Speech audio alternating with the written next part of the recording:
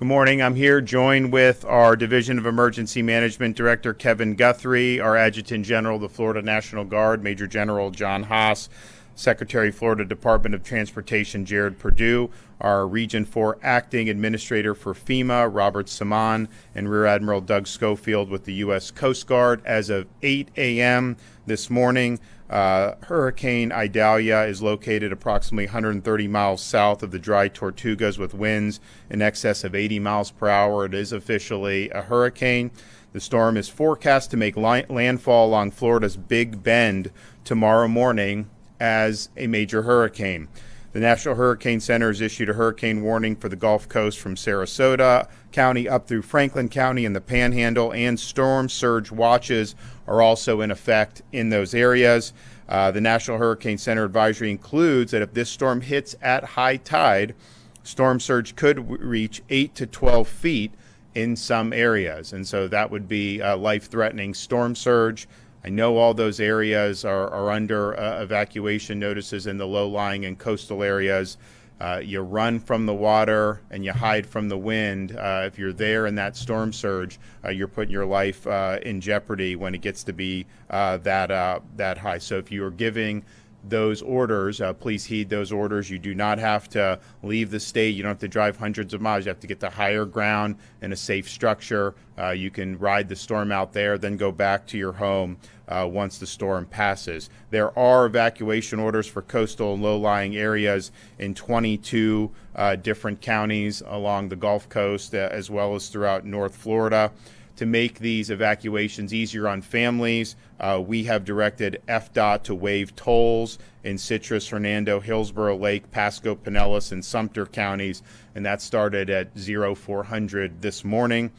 For those evacuating, Visit Florida has activated the emergency accommodation module with Expedia. So if you want to find a hotel, you can go to expedia.com/Florida. We are continue to coordinate with the power companies across the state. We had, as of this morning, over 25,000 linemen stationed, more on the way. So you will have most likely between 30 and 40,000 linemen when the storm hits will be in the state of Florida, and then they will immediately move to commence power restoration efforts. We've also been working with counties to make sure that they know that we have resources ready to deploy, and we want to be helpful to support their efforts. So we have received more than 450 active missions that we are coordinating. Every resource request we receive has either been filled or will be filled by the end of this morning. We do have 420,000 gallons of fuel staged and ready to deploy, and additional assets are expected over the next few days, and the gas stations that will be prioritized will be the ones along the heavy evacuation routes. We have 8 urban search and rescue teams activated and over 580 search and rescue personnel ready right now. We have delivered 431 pallets of water, 303 pallets of MREs, and over 1,200 tarps to communities that may be impacted. We've got many more gallons of water and a lot of MREs that are ready to be deployed as needed. There are over 20 shelters open, and additional 20 special needs shelters are mobilizing or on standby throughout the state of Florida. We have 5,500 National Guardsmen that have been activated. We have deployed 247 Starlinks with another 529 staged in Central Florida, and they will be deployed to impacted areas as the needs arise.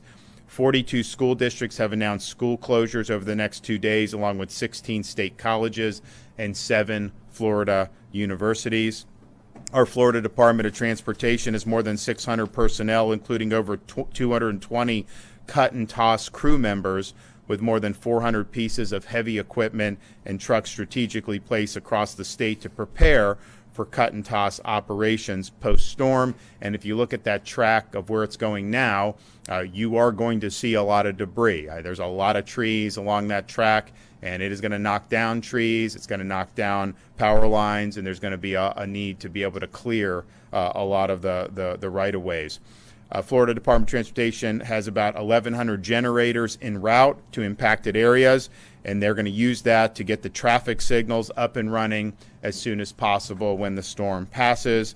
As wind becomes stronger later today and into the night, FDOT will be coordinating with FHP and local law enforcement to close bridges once the speeds reach in excess of 40 miles an hour. Road rangers will be concentrated along evacuation routes to help motorists. We have also called up 33 ambulance strike teams with over 200 ambulances that are ready to surge into any impacted area. We've also requested an additional 6 strike teams through our Emergency Management Assistance Compact with other states. So this storm is going to hit tomorrow morning. You will start certainly seeing effects of this in different parts of the state later on today. You still have time this morning to be able to make your final preparations. If you are in one of those areas that's in line for some of the major storm surge and you're told to evacuate, you have time to do that. But you got to do that now. You don't have to go hundreds of miles. You can go to a shelter in a different part of your county, go to a friend's house in an area that is not going to be susceptible to the storm surge, hotel. All these things are good to do, and you should do that and heed. This is going to be a major hurricane, likely a Category 3, and where it's scheduled to hit along this big bend, and we've not really had a hurricane strike this area for a long time. I think you got to go back to the 1800s before you would see a path like this. And so those coastal areas there, have not necessarily been through this before.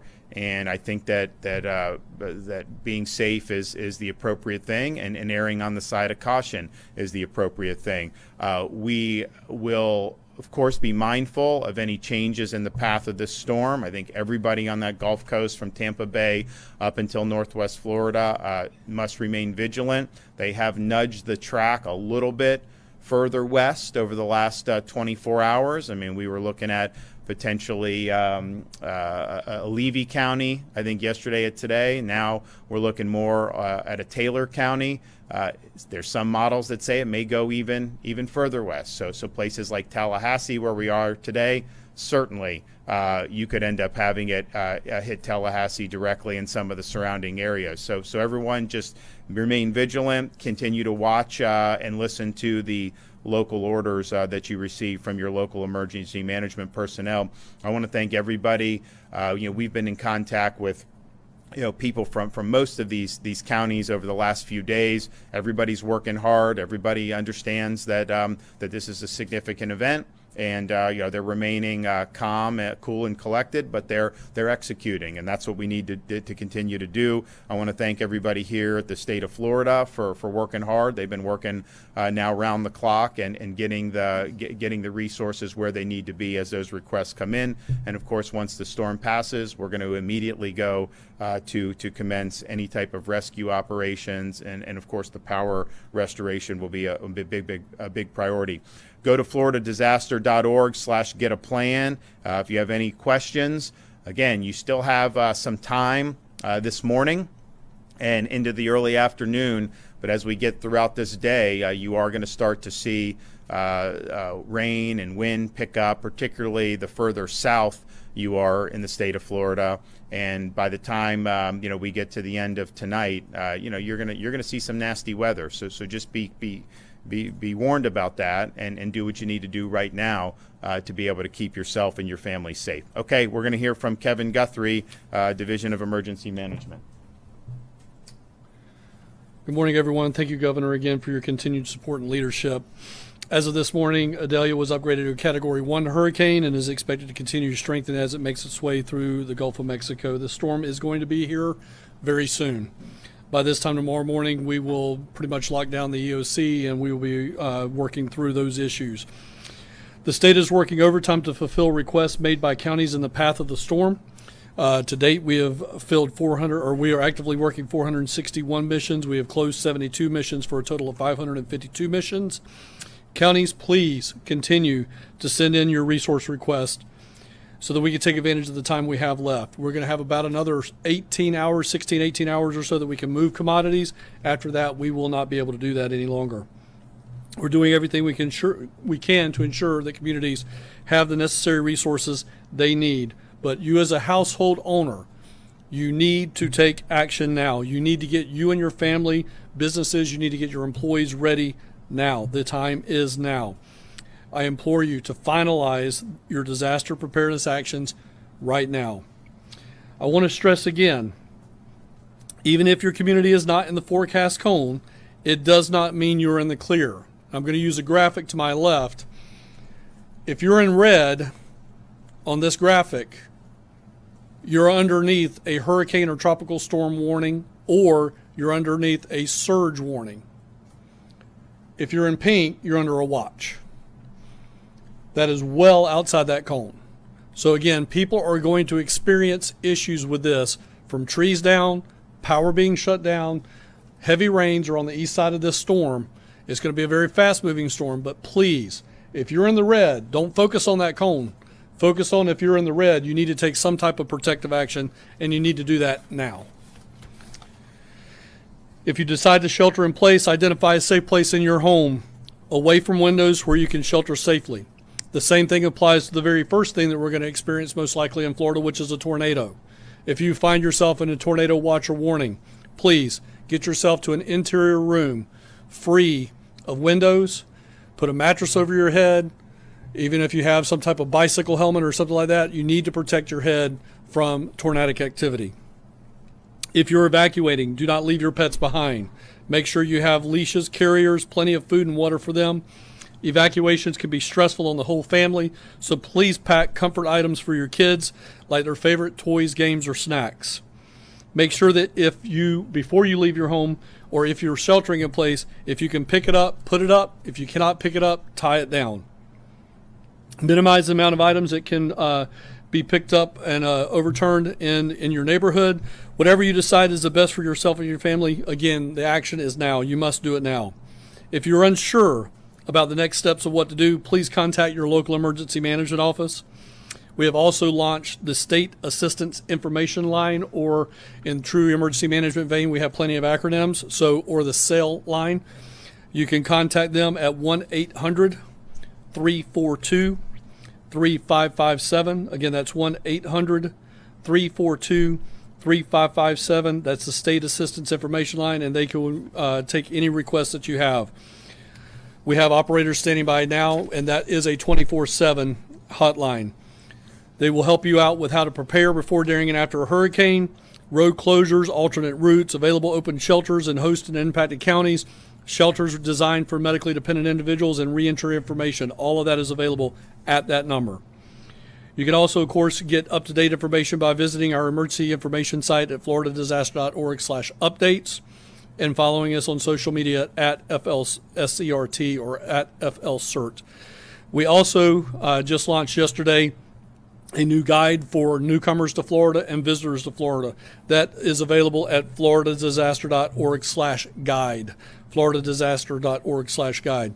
I will talk very quickly about an operational component that we're going to experience in this particular disaster, and that is this storm is going to move through during the day tomorrow, and then we're going to be at a point where we might be able to start operating towards sunset. But we're going to be operating in areas that are without power. These are going to be very, very delicate tactical operations. They may be done from the river. They may be done from creeks. They may be done from helicopters. So again, it's not something we like to do, which is operate in a dark environment with power lines entangled in trees. But again, we understand that people are probably going to call 911 and need some assistance. So we, along with counties across the area, are working with FWC, the Florida National Guard, the U.S. Coast Guard on how we're going to best be able to help those persons in need. So we're working through all that today, and then we'll get in our later press briefing today as well as in tomorrow, we'll start talking more about recovery efforts. Again, Governor, thank you so much for your time, your leadership, and support. Jared. All right, good morning. Thank you, Governor DeSantis, for your leadership as we continue preparing for this event. Thank you, Director Guthrie, for your continued efforts as we prepare. The Florida Department of Transportation has many activities simultaneously in motion right now to ensure the safety of the traveling public and to have open mobility of all major roadways in advance of the storm's impact. I've been on the road this week, personally seeing all the equipment, personnel, resources being staged, ready to respond to this event. FDOT has 671 crew members, including almost 100 bridge inspectors staged near impact zones to quickly advance on the ground to clear roadways and bridges and provide first responders, supply deliveries, and utility providers the ability to reach communities in need. We have 224 cut and toss crew members. They've been outfitted with plenty of equipment to begin recovery efforts. This includes 140 dump trucks, 200 pieces of heavy equipment, and nearly 60 pump trucks. There are almost nearly, as the governor mentioned, 1,100 generators staged and ready to be deployed for traffic signals that may lose power. FDOT is also allowing utility companies to stage at our way stations along our interstate system. Our contractors on active construction projects in the vicinity of the impact area have begun closing their operations of construction, opening the travel lanes, and especially in the Tampa Bay region with the Howard Franklin Bridge project, we've lowered those crane booms and secured those barges for impact. Our project crews continue to work diligently to make sure that any evacuations that occur can be facilitated efficiently. We continue to coordinate with the Florida Highway Patrol, local law enforcement, and the U.S. Coast Guard on bridge and road closures. As the governor mentioned, when sustained winds reach over 40 miles per hour, that's when the decision begins to be made for bridges to be closed to traffic. Also, at the governor's direction, we've suspended tolls in the Tampa Bay region to help facilitate people getting to safety before the storm impacts the coast of Florida. We've been coordinating very closely with our transportation partners, our seaports, airports, other passenger services. Our seaports are ready for this storm. They are fully topped off with fuel supplies and ready to respond quickly after the storm passes through. With regards to passenger service at airports, railroads, and transit agencies, please look for your local media notices in terms of that service. We have begun to see services suspended at airports and also the Sunrail service in Central Florida. We have 13 traffic management centers around the state that operate 24/7, where teams are monitoring road conditions and traffic levels along critical corridors to ensure the safe travel for drivers. At these traffic management centers, our crews input traffic information into Florida's 511 system in real time. This is going to be the place where you can get the most timely and accurate information on traffic as this storm impacts the state of Florida. Please visit florida511.com or download the app on Apple or Android devices. This is where you'll be able to get that real-time information on traffic. Last but not least, remember, safety is definitely the top priority. As you get your family and yourself to safety, please remember we want to see you get where you're going safely. Please keep that in mind, and thank you, Governor, for your leadership. Okay, so we have short amount of time here. I'd just urge everybody to take the appropriate precautions. You still have time to do what you need to do, but we are going to be faced with a major hurricane hitting the state of Florida within the next 24 to 36 hours. So be ready for that, and just know if you're in the path of this storm or even outside the cone, there's a good chance you're going to lose power.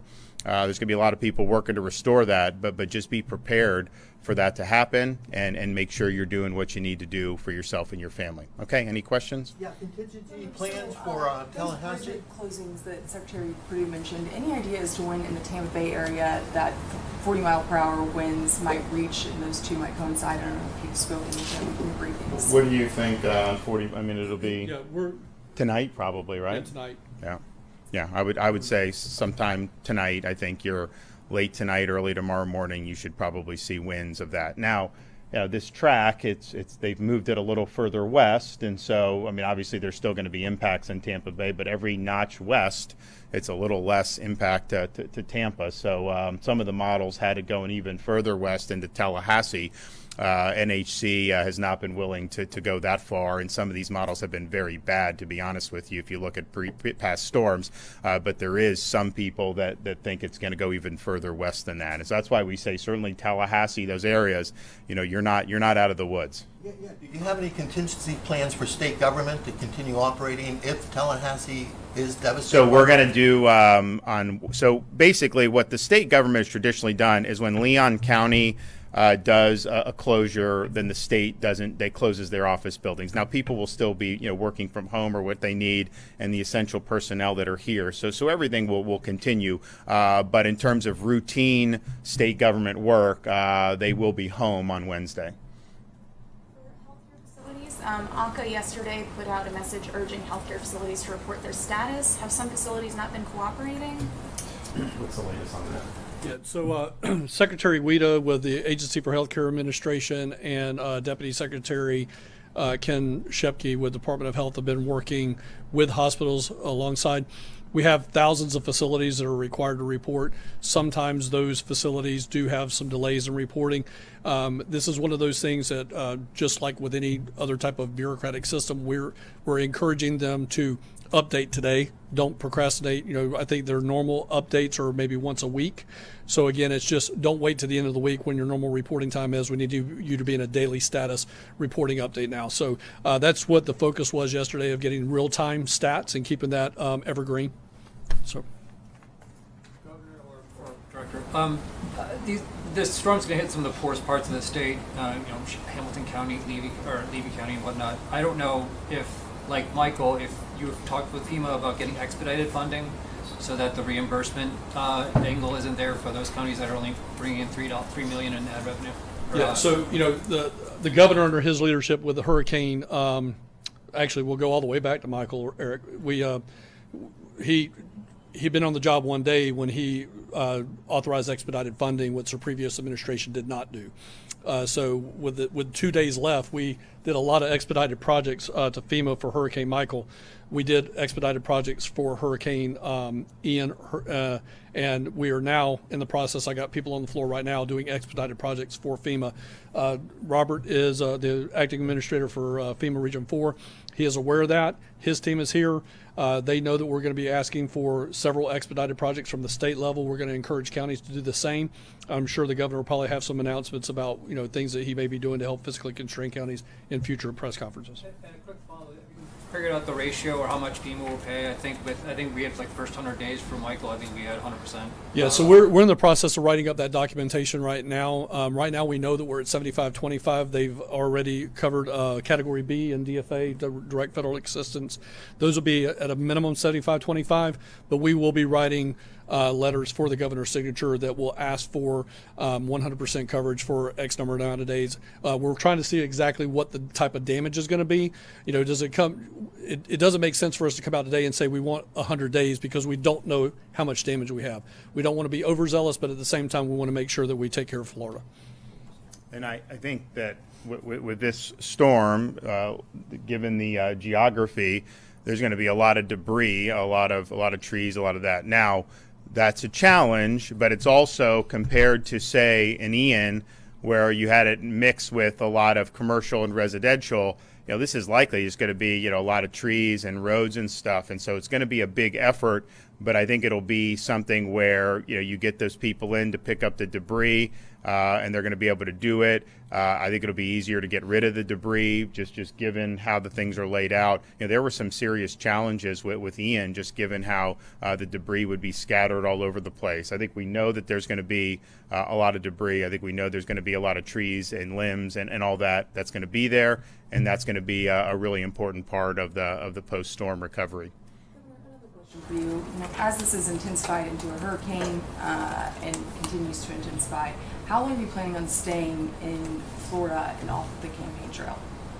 Well, this is no different. I mean, you remember Ian, we were in the midst of a governor campaign. I had all kinds of stuff scheduled, not just in Florida, around the country. We were doing different things.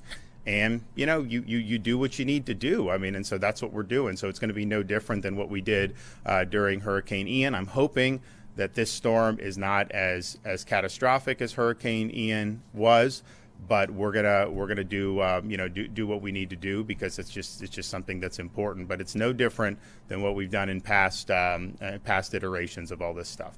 All right, we're gonna be going. For evacuations, a number of people that have been ordered evacuated, and are you hearing anything about fuel or traffic issues? Want to take that? Yes, sir. So I will get you another number for any future press conferences that we have, but we probably, in this particular disaster, in level A and level Bs, we're looking at probably a tenth of what, maybe a fifth of what we had for Hurricane Ian. I mean, we're not dealing with nearly the population that we had in that other situation. So, but we'll get you a number. My geo information specialist can pull those numbers of households for you. As far as fuel goes, we have more than enough fuel. I'll let Secretary Perdue talk about how much fuel is at the ports. But as far as what we've ordered over 400,000 gallons of gas. We have more than enough fuel to backfill any issues that we have going on right now. But if you don't mind, Governor, I'll let Secretary Perdue talk about the ports. Yeah, thank you. In terms of evacuations, as I mentioned, we have our traffic management centers. We're monitoring traffic in real time. We're prepared. We have emergency contracts in place for motorist aid and disabled vehicles. And, we'll watch as those evacuations occur. And, if it gets to the point where it's needed, we have what's known as emergency shoulder use, which we've successfully implemented in past storms to help facilitate those evacuations. In terms of fuel, all of our seaports are fully topped off and stocked with fuel and ready to respond as soon as the storm passes through. All right. Well, we will be back later today with another update. I'm going to be on the road visiting some of the areas that are likely to be affected.